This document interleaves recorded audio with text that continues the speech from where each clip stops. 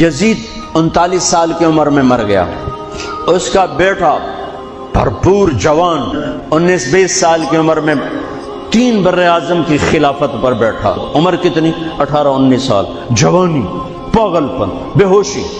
40 دن حکومت کی، 40 دن۔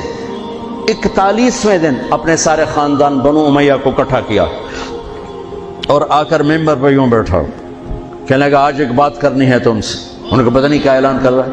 کہ دیکھو میرا باپ ظالم تھا، جبار تھا، ظالم تھا، اس نے تخت کی خاطر اہل البیت کا خون بہایا، اور وہ تخت جس کے نیچے اہل البیت کا خون ہو اور جس تخت کے نیچے حسین کا خون ہو، میں اس تخت پہ لعنت بھیجتا ہوں۔ یہ ہے تمہاری حکومت، جس کو مرضی دے دو، میں یہ جا رہا ہوں۔